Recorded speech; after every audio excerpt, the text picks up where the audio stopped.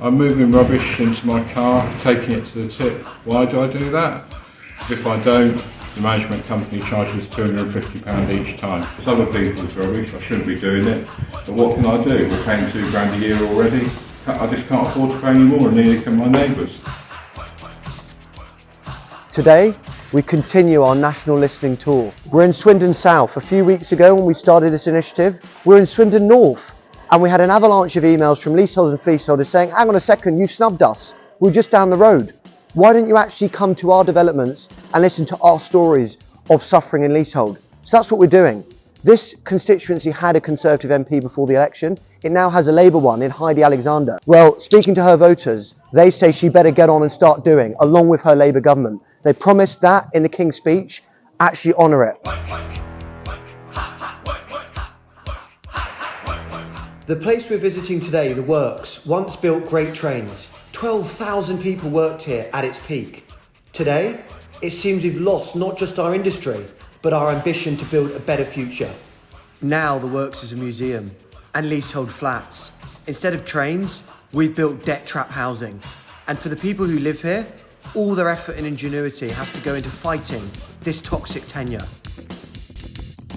Hello. Hi Jonathan, lovely to meet you. It's great to see you. Shoes off? Yes, please. Lovely, yeah. Great. I'm a leaseholder in Swindon. I've been in this property since 2011. I voted Labour because I really hoped that things might change, but nothing has changed. Hi, my name is Nishesh. I am a leaseholder here for about 4 years now. In recent years, things have almost doubled in the sense like it feels everything is pricier, and then this is service charges. I think they charge us twice a year, and then suddenly what I would pay for the full year I'm paying in half year. See, what was the issue that brought you to people like Jonathan? My roof started leaking.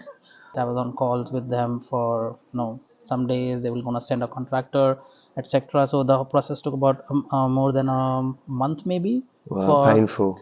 It was very funny that somebody came. We live in southwest, and somebody came from east of London to fix the ceiling of my flat. I was like, wow. Hey, I'm Sam. It was our first home.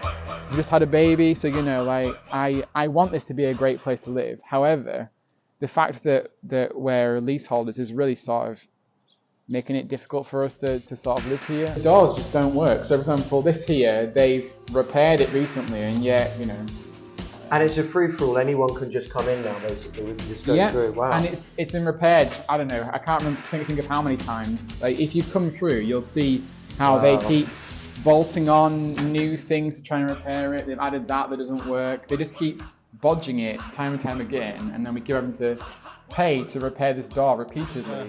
Why isn't there a lock that works? This was 5 years ago. Nothing's happened since, and anybody can dump whatever they like in here, Harry. Well, and do members of the public come in? Yeah. Security is an issue across the development. Jonathan claims it allows in drug dealers, rough sleepers and fly tipping on an industrial scale. That's where the homeless bloke comes. What he does is he takes this out, this one here, and puts his mattress down there, and that's where he kips.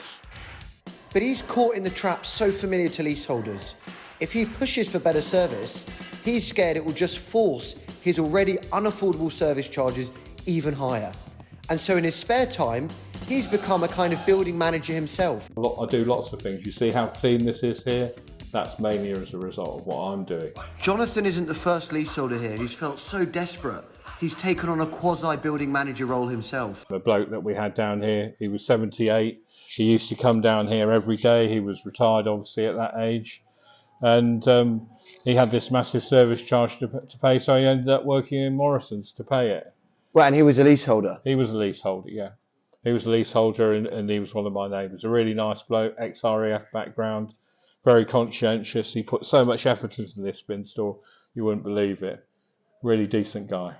Jonathan can't keep doing this. He's in his mid-60s and he wants to retire, but he's unable to because of his sky-high service charges. The experience of leaseholders at the work shows us that the government and ministers and officials cannot take their time on this agenda.